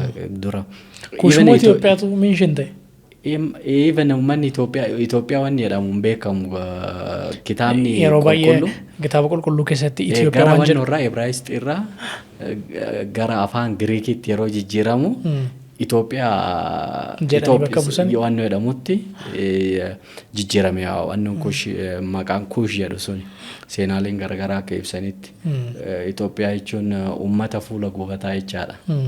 Na isa Giriikotatu maqaa kana waan jedhenna uummanni uummanni gaanfa Afrikaa jiru uummanni Oromoo kun baay'ee bal'aa ta'uu isaa seenaan isaa immoo akka ogeessonni garagaraa qaroomni kuushis akka addunyaatti beekamtii olaanaa qaba. baay'ee beekamaadha. Asii haga galaana diimaatti haga Awurooppaatti haga biyyoota Arabaa kanatti haga Maadagaskar wannotti ayimin Masrii keessa ijaarsi piraamiidii jiruyyuu kuushii wal qabata jedhamee dubbatama yeroo hedduu. kanaafi baay'ee bal'aadha seenaan jechuun dubbistee sirriitti gadi fageenyaan waa'ee Oromoo jechuudha. waa'ee Oromoo yoo laalte baay'ee bal'aadha keessumaayyuu amma naareeshinii kan mootummaan geeddaraa jireedha yaada. Kan immoo aartiidhaan sirriitti irratti hojjetta. An fakkeenyaaf wanni anamma baay'ee na gammachiisu sirboonni kenna. Gatanii deemaa jiru sirboota afaan biraa. Baay'ee seenaa irratti hojjetama. Baay'ee hojjetamaa jira. Wanni hojjetamu sabstaansii qaba. Amma fakkeenyaaf namni siyaasaa tokko ka'eetiin dubbataa oole amma jecha sirba Taaddalaa Gammachuu dhiyeenya kana baase utuu baay'ee dhufu. Sirriitti uummata Oromoo kan ibsu siigalee miti. Oromoon biyya kana keessa ijaaruu keessatti irratti cabee irratti beela'ee irratti daaree wannoodhaan ogummaadhaan yeedaloo fi walaloo bareedaadha. Namni simboo akkasii qabu namni simboo aartii akkasii qabu kun yoo akkanatti hojjetu baay'ee si gammachiisa baay'ee. Kanaaf sirbiyaan fakkeenyaaf sirboonni amma afaan Oromootiin ba'aa jiranii gatanii deemaa jiru baay'ee humna wannoo jedhanii jiru. Abbootiin qabeenyaallee baay'ee eeriyaa san irratti sappoorti gochaa jiru mootummaallee sappoorti gochaa jira. Wannoo gaariidha. Garuu amma irra caalaa isa sirba keessatti saksasii sirba keessatti mul'ate sanii wannoodhaan fiilmii fi wannoodhaan tursiisuun baay'ee murteessaadha. Kana duwwaayyuu miti baay'ee amma wanti sabni biraallee akka ilaalan nuti namni biraa yeroo seenaa keenya barreessuu fi yeroo seenaa keenya barreessinu tokko miti. An fakkeenyaaf namni waa'ee Oromoo Amaariffaan barreessuu fi namni saba biraa ta'e waa'ee Oromoo barreessu tokko miti baay'ee. Inni sabni biraa gaafa afaan Oromoo barreessu baay'ee fudhatama qaba. Advaanteejii ofii eegee barreessa baay'ee. Oromoo gaafa taatu immoo sirriitti hin beektaa keessa jirtaa keessatti guddatte. Of eeggannoo gootas.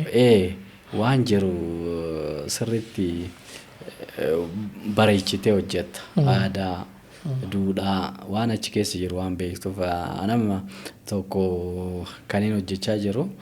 Afaan Oromoo duwwaa osoo hin ta'in sabni biraallee akka beeka afaan Amaariffaatiin illee. Sila kaastee turte afaan Oromootiin afaan Amaaraatiin waa hojjechuu jalqabuuf hin jedhaan jette. Amma fakkeenyaaf shoo tokko jalqabuuf jira achirratti. Garuu saniin ala diraamaalee amma afaan Amaariffaatiin barreessaan jira. Qopheessaan jira maaliif namni biraallee beekuu qaba waa'ee kee.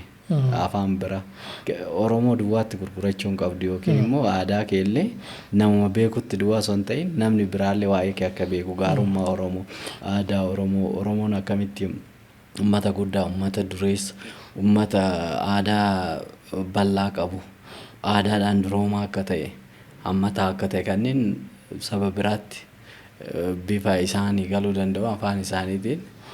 Barsiisuu fi keenya irratti illee kana booda yaanni jiru humni yoo jiraate sabtaayitilii gochaa barreeffamaani isa afaan Oromootiin dubbatamu jalatti Amaariffaan barreessaa yookiin Ingiliffaan barreessaa bifa saniin aadaa ofii beeksisuun gaarii piroomoot goota kana hin hojjetta jechuudha. Hin hojjenna waan yoo rabbeedhe isa duwwaa miti akka karooraatti miidiyaa guddaa amma aanaa entertainment baay'ee beekamaadha yuutuubii guddaadha garuu gara isa hoo rabbii nu gargaaree humna arganne waanuma Oromoo kana sirriitti irratti hojjechuudhaaf guyyaa tokko Rabbi nu gargaaree yaada sirriitti irratti hojjechuudhaaf karoora qaba. Miidiyaa intarteeymentii fi wanno irratti kana aadaa aartii Oromoo promoot gochuu irratti jechuudha. Meeqa aartii Oromoo gaafa ka'u waa hedduutu ka'uu danda'a. Hanqinni jirus jabinni jirus waa hedduu kaasnee irratti haasa'uu dandeenya. Akkati sila kaaste immoo magaalaa Finfinnees magaalaan Shaggaris Jimmaanis Baaleenis misooma gaggaarii warreen agarsiisaa jiran jiru. Soofuma haala gaariidhaan miidhagee hojjetamee arginee jirra. Sanarratti dhaqanii aartistoonni immoo hojiiwwan adda addaa hojjetanii seenaa soofumar mul'isuun gahee isaaniiti. Magaalaan Naqqamtee keessatti misoomni hedduun hojjetameera. Deemanii seenaa kumsaa morodaa hojjechuun bakka sana waan jiru hojjetanii hawaasatti mul'isuun baay'ee barbaachisaadha jedhee yaada. Akkati kaaste immoo warrumaas dhiyoo kana beeksisuu irraa yoo jalqabdan immoo waa hedduu hojjechuu dandeessu. Yaada sila kaaste keessaa waan tokkotu natti tole. Keessattuu nuti wal qeequu walitti duuluu hin qabnu. Nuti haga danda'ametti rakkoo ofii walitti himaa garuu immoo wal jajjabeessaa deemuun gaariidha jettee waa'ee Shaggarii wal qabsiistee kaasteetu kan itti jirtu. Ani immoo yeroo hedduu kan hin argu Shaggariinis haa ta'u magaalaan Finfinnee qaamoleen hin misoomne jedhanii immoo kaasan jiru. Nuti akka miidiyaatti deemnee waan argine waan hedduutu jira. Misoomnis numa jira. Hanqinni furamuu qabus numa jira. Wal gorfachaa walitti himaa wal tiksaa deemuun immoo barbaachisaadha. Akkuma duudhaa Oromootti akkuma safuu Oromootti illee safuu cabsuutu mul'ata yeroo tokko tokko miidiyaa irratti haalli ittiin wal qeeqan illee safuu Oromootti ala waan ta'eef kana irratti illee isinis akkaataa miidiyaatti fayyadamuu qabnu irratti illee waan aartiidhaan darbu kun hawaasa keessa gadi seena waan ta'eef hojii hedduu hojjechuu dandeessu jedhee yaada. Gaaffii gara xumuraatti fidaan jira. Artistoota Oromoo keessa eenyuun dinqisiifatta keessattuu gama fiilmii diraamaa kanaan eenyuun dinqisiifatta? Eenyuun fakkeenya godhattee jalqabde? Pooyintii kanarraa jalqabuuti. Ani diraamaa afaan Oromoo keessatti diraamaa hojii wal qabatee sadarkaa jalqabaa irratti Soolan Admaasu baay'ee dinqisiifadha. Baay'ee yookiin siinaan ta'ee kiyyoo irratti mucaa diraamaa kee hojjetee jiru. Baay'ee bakka nama kenna addaa qabu. Baay'ee dinqisiifadha. Kanneen buleeyyii ta'an keessaa immoo namoota baay'ee turaa garuu adda durummaadhaan jechuun keessumaayyuu gama diraamaa kanaani namoota baay'ee kaasuu dandeessa. Amma Taamiraat Faallee kaasuu dandeessa. Namoota aarsaa kafalanii aartii Oromootiif kenna gaarii qaban. Artist Adimaasoo Baalataa fa'aa namoota hedduu jira. Kan biraa immoo warra durii keessumaayyuu diraamaa eelaa fa'aa laaltee yoo jiraatte fiilmii soorii reefuun kaasne wanno irratti Mintuwaa Baayiluu na baay'ee bakka nama baay'ee namootaan dinqisiifadhu. Ijoollee baay'ee kaasuu dandeessa. Yaa nama tokko lama waan jettee amma akka Meeriidhaa fa'aa. Even Amaan Faallee baay'ee cimaadha. Kan biraallee ijoolleen baay'ee ijoollee jajjabduutu jira. Amma kana jetteetiin wanno jechuu hin dandeessu. Oromoon akka jiru artistiidha baay'ee kenna addaa qabu gama aartiitiin namoonni kenna. Kanaaf barreessitoota akka keetii keessaa barreessitoota namoonni baay'ee nama aartii Oromoo hojjetu hundumaan hin dinqisiifadha baay'ee jechuun keessumaayyuu barreessuudhaani.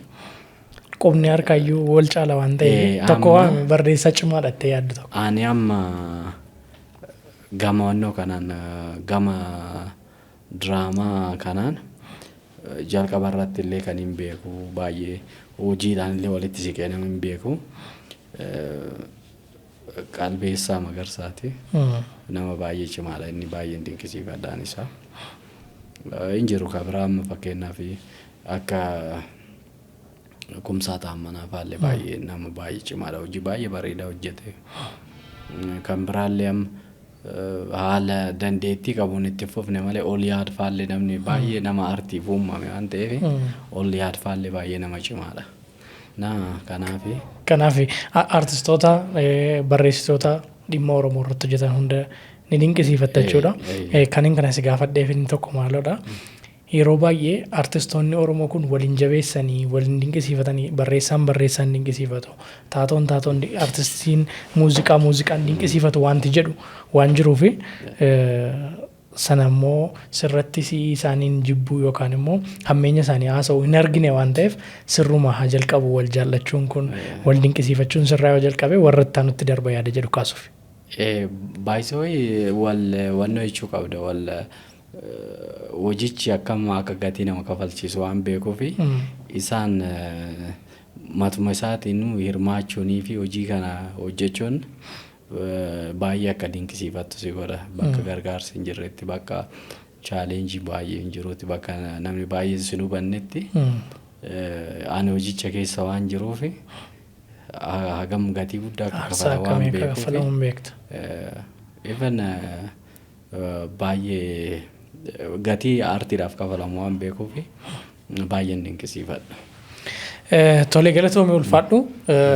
Gara fuulduraatti maal sirraa eegnaa akka amma itti shoo eegaluuf jettu jira. Aanaa entertainmentii gara miidiyaatti guddisuuf karoora qabda. Sana alatti gama diraamaa Oromootiin maal sirraa eegna? Anamma dhugaa dubbachuudhaaf ammatti illee diraamaa barreessee qabaatariiti. Waraqaanatti baattee deemtu baay'ee argeenti. Naannoo fuula 500 oliiti. Diraamaa baay'ee bareedaadha kiyyoo caalaa. Garuu humna si gaafata naannoo mana miiliyoona 20 keessa gaafata hojicha xumuruudhaaf inni immoo akka nama dhuunfaatti baay'ee natti ulfaata waan ta'eef yeroo haalonni kutaa 70 olta. Kutaa 72 barreessee xumureera. An argeera barreessuusaa ragaadhaan. Amma namoota artistoota nama tokkotti illee kenne ka dubbisan hin jiru baay'ee jaallatanii hojicha hojjechuu qabne namoonni naan jechaa jiran hin jiru. Hojii baay'ee keessumaayyuu amma haalli mijataadha iddoo waraabbii even biyyallee promote gochuudhaaf hojii baay'ee jaallatamaa akka ta'u in amanaa. Garuu amma maal tola akkuma reefu kaasaa turre hanqina hojii Oromoo kana sappoorti gochuu keessatti hanqinoota baay'eetu jira. Kanaaf hin beeku waan haalonni fidan malee osoo hojjedhee osoo jechuun baay'ee kiyyoo kutaa 70 wayii jechuun almost waggaa tokko ollee naannoo waggaa tokko ji'oota waggaan tokko torbee 52 qaba. Sanuu jidduutti ayyaanni jiraachuu danda'a. Waggaa lama naannoo waggaa lamaa deemaa. Season breaking isin jiraata. Jidduudhaan kanaaf waggaa lama fiilmii waggaa lama wannoo jedhameera waan ta'eef.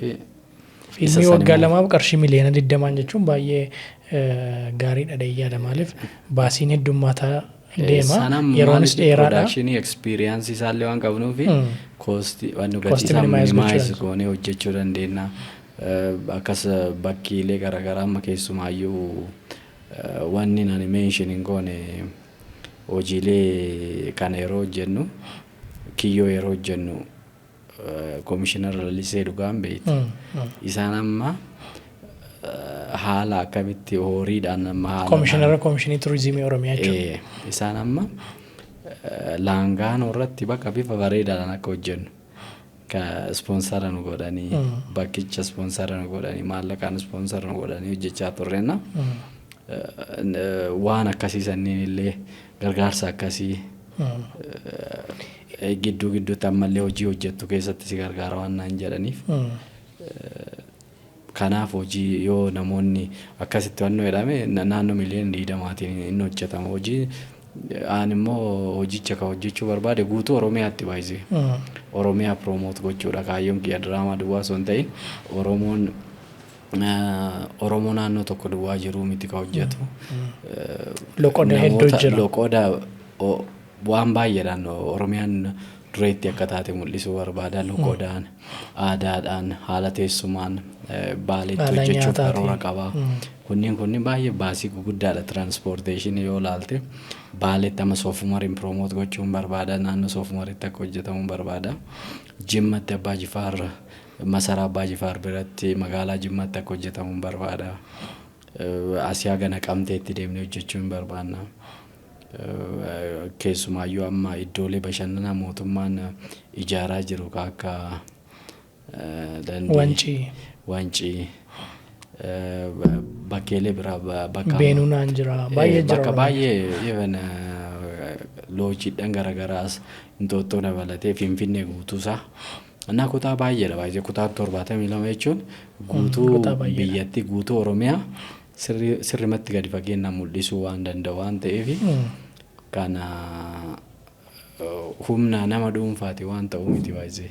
Innaa tariitii amma OBN wajjin illee wanno mari'annee turre garuu amma fedhaa bituu kana hin qabnu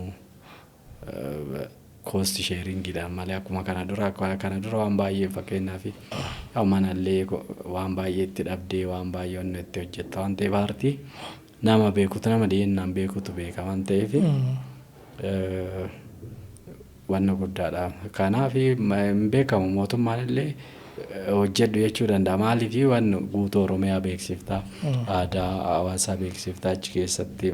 Amma guutuu Oromiyaa beeksifta taanaan haaluma salphisnee ma yoo ilaalle miliyoona 20 jechuudha.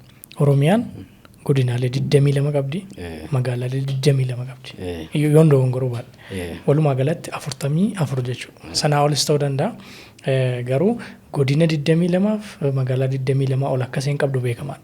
Godinni tokko birrii 500 kenne, magaalaan tokko 500 kennenaan dhume jechuudha fiilmichi. Baay'ee salphaadha baay'ee even akkasitti illee hojjetame hin danda'ama. Aartiin walumaa galatti wanno gaafata gargaarsa gaafata. Maal seeta mootummaan yuunivarsiitiidhaaf baajata guddaa baasa baay'ee yuunivarsiitii wannoodhaaf. Aartistiin immoo maal tola seete aartii yoo ta'u akkuma reefu sii kaase aartiin waan baay'ee godha baay'ee biyya jijjiiraa ilaalcha namoota jijjiira. Fakkeenyaaf fiilmiin Ruut jedhu waa'ee keessumaayyuu akka addunyaatti ilaalcha namoota akkamitti akka jijjiiree argiteerta. Mucaan tokko wannoodhaan gabrummaarraan Gaambiyaarraa gara Ameerikaatti gurguramee waan fiilmiin suni poolisiin biyyattii illee akka jijjiiramu ilaalchi gurraachotaa fi wannoo gidduu ture illee akka jijjiiramu waan baay'ee hojii baay'ee hojjeteera. Waan xiqqaadha garuu baay'ee wannoo xiqqaadhaan hojjetamanna. Amma aartii irratti yeroo hojjettu nuti amma maayinni wanni guddaan akka diraamaa hojjechuu duwwaa osoo hin ta'in ilaalcha namaa jijjiiruu irratti. Fiilmiin diraamaan ilaalcha namaa jijjiiruudha baay'ee wannoon hojiin isaa guddaan bashannansiisuu duwwaa miti. Namni waan argu akka galateeffatu. Fakkeenyaaf kan biraa yoo fiilmii Kooriyaa fa'aa ilaalte Kooriyaanonni jaalala biyya isaanii jaalala mootummaa isaanii akka jaalatan akka biyya isaanii jaalatan biyya isaaniitiif aarsaa akka kafalan biyyi kanama hundaa ta'uu ishii kanneen even waan fakkeenyaaf fiilmiin Kooriyaa baay'inaan waa'ee jaalala biyyaatiif waa'ee jaalala maatii barsiisa. Fakkeenyaaf Kooriyaa kibbaa fi kaabaa fiilmii walitti hidheetu jira jechuun gama lachuun iyyuu kaboochisee jechaadha. Kanaaf hariiroo nuti amma jechuun akka wannootti duwwaa miti. Oromoon abbaa biyyaati baay'ee miti amma. Oromoon amma ka yaaduu qabnu nuti haala Itoophiyaa fi Eertiraa walitti hidhuu fakkeenyaaf waa'ee galaana diimaa hojjechuu qabna. Waan baay'ee kaasuu qabda jechuun akka biyyaatti namni biraa nuti Oromoo miti bulchaa akka jiru jechuu hin dandeessu yookiin ka Oromootii miti jechuu hin dandeessu. Biyyi amma Oromoo tokkonaa jira waan fedhellee ta'u bakka aartiidha waan baay'eedhaan gama hundaan guddachuu qabna jedhee yaadaan. Ikoonomiidhaan guddachuu qabna, kaawwan illee guddisuu qabna, biyyi illee jijjiiramuu qabdi. Aartiin keenya jaalalaa fi guddina Oromiyaa fi Itoophiyaa agarsiisudha. Hawaasa naannoo biraa wanno gochuu qabna baay'ee. Barsiisuu qaba. Barsiisuu qaba. Waan poozitiif ta'e dhalootaaf dabarsitee darbuu qabda malee jibba. Kanaaf kanneen immoo kan fiduu danda'u aartiidha baay'ee. Aartiin akkuma reefu sii kaase namni beekumsaa fi iskiilii mana barumsaatti barataa miti. Aartiin immoo onnee namaa qara baay'ee. Ilaalcha namaa, attituudii namaa, namaaf garaa laafuu akka qabdu. Achi keessatti of laaftu waan ta'eef. Biyya jaallachuu akka qabdu. Biyya jaallachuu akka qabdu. Kanaaf fakkeenyaaf yeroo baay'ee ani kan si dhibu nama Kooriyaa tokko wajjin hojjedhee ture jechuun mana barumsaa yeroo turetti Koikaa dhaabbata jedhamutu jira. Korea International Cooperation Agency mana barumsaa irratti jechuun akkas tola ooltummaa barsiisummaadhaan hirmaataa ture piroojeektii garaagaraa wajjin hojjenna turena. Fiilmiin isaanii maal godhaa? Kennaaf namootni ilaalcha waan akka qaban. Namni amma asitti amma namni morma sidhee moobaayilii sirraa fudhata miti. Yookiin si ajjeesee si saama. Achitti garuu inni maal naan jedhe waan tokko as goote bakka feete geesse waan fedhe meeshaa fedhe haa ta'u yeroo achitti deebitu achitti argatta baay'ee. Waan amma fakkeenyaaf biyya namni yeroo garii balfa fuudhee karaa irratti gata magaalaa amma akkana bareedu kanatti balfa fuudhee karaa irratti darba. Maaliif awarenessiin yookiin attituudiin keenya gana baay'een jijjiiramne. Kanammoo aartiidhaan jijjiiruu qabda. Isaan fakkeenyaaf waan akkasii biyya hojii akka magaala qulqulleessu kana lammii biraatiif hin kennan naan jedhe. Maaliif keessummaanii mana keessii qulqulleessa naan jedhe biyya keechuu mana keetii. Akka yeroo ati bakka mana keessitu qulqulleeffata mana kee situ teekeera. Situ eeggata. Kanaaf ilaalcha akkasii immoo hawaasa amma mootummaa wanni jalqabeen jira. Even waan baay'ee sirriibu namni baay'een illee hin beekaa Finfinnee keessa kan jiraatu. Ijoollee kutaa gadiitii kutaa 3 qabanii afaan Oromoo barsiisaara. Namni afaan Oromoo barataara. Barreeffamoonni baay'een afaan Oromootiin magaalaa keessatti wanti baay'een afaan Oromootiin hojii guddaan hojjetamaa jira. Jechuun wacaatiin inni hojjettu baay'ee. Kan ammoo appreciate gochuu qabda immoo yeroo kam wanni akkana dhuguma kana caalaa wanni si gammachiisu hin jiru akka lammiittinna kanneen illee wanni gochuu. Gama fiilmiitiin hojjetamuu danda'a jechuudha. Aarsaa kennuu qabdan fakkeenyaaf sirriiba. Yoo yeroo wanni hojii wal qabatee kana waa'een Oromoo ka'u namni biraa wanni jedha. Garuu Oromoon illee waliin taa'ee wanni jedha jechuun amma fakkeenyaaf miidiyaa irratti illee kan arginu waliin taa'eetiin Oromatti iccitii afaan Oromootiin dubbatte Amaariffaan dhaqee diina kee isa kalee harka si muraa ture isa kalee miila si muraa ture afaan kee wanno kee kana namummaa kee sirraa wanno jedhe nama ta'u kee warra fudhachuu didaa ture. Kanaaf waa dagachuu qabna kanneen bakka hubannoo iccitii ofii dabarsinee kennuu hin qabnu. Kanaaf wal teekeer wal gochuu qabna. Support gochuu qabda waan fedhe even dadhabni illee horaate wal utubaa deemuu qabda. Akka wannootti illee akka nama dhuunfaatti jechaadha. Laayifii keessatti namoota hunda wajjin nagaadhaan jiraachuu fi walii yaada walii kennu dadhabina kee wal utubaa deemuudha malee. Wal qeequu yoo namni biraa yeroo waan fedhe qabaate dhimma hin qabnu baay'isee. Garuu gaafa Oromoon tokko qabeenya argate yookiin waan ta'e godhameef argate Oromummaatti itti ka'a baay'isee. Inni sun immoo sirrii miti baay'isee wantoonni baay'een jijjiiramuu qaba. Kan ammoo aartiidhaan jijjiiruu qabna jedhee amana. Aartiidhaan even amma akka wannootti waan akka attituudii even naamusa miidiyaa wajjin wal qabatee hojiilee miidiyaa wajjin wal qabatee leenjii fi wannoon kennamuu qaba jedhee amanaan baay'ee. Kana akka kolleejiitti jiraachuu qaba jedhee yaada mootummaan illee sappoortii gochuu qaba. Kana biyya ijaaruudhaaf miidiyaan akkuma biyya balleessuudhaaf humna qabu biyya ijaaruudhaaf immoo caalaatti yoo poozitiiviidhaan itti fayyadamte waan guddaa gootanna. Kanaaf gama saniin wanni jechuun baay'ee gaariidha. Amma dhugaa dubbachuudhaaf kana caalaa xiyyeeffannoo itti kennaa deema jedhee yaada mootummaan illee. waan bareedaa ta'a waan gaarii ta'ee expect godha. Nus waan gaarii sirraa eegna. Hanqinootatti kaasteef jabinootatti kaastes qaamni inni ilaallatu irratti hojjetanii yaadna. Keessumaa warri fiilmii ati hojjechuudhaaf immoo karoorratti qabdu keessatti maqaan isaanii dhahame magaalaaleen godinaaleen si bira dhaabbatu. Fiilmiin kun hojjetame immoo hawaasa bira ga'ee guyyaa biraa bifa kanaan walitti dhufnee waliin haasofna abdii jedhuun qaba. Waan nu biratti argamteef waan as dhuftee nu waliin turtii taasisteef yeroo qaalii kee aarsaa goote galatoomsiin jira. Guddaa galatooma isinillee waan keessummaa na godhattanii fi yaada kiyya haala kanaan akka ibsu waan carraa naa laattaniif guddaa galatoomaa jabaadhaa.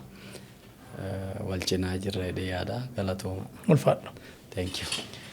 Egaan kabajamtoota hordoftoota Qubee TV irraa kan daawwachaa turtan Qubee poodkaastii keenya har'aarraa waa hedduu barattaniittu jennee abdanna. Ergaa asirraa darbetti itti fayyadamtu ittiin jireenya keessan akkasumas immoo ogummaa aartii kana jabeessitanii itti fufsiistu abdii jedhu qabna. Kanaaf torban keessummaa biraan hanga walitti deebinutti nagaatti.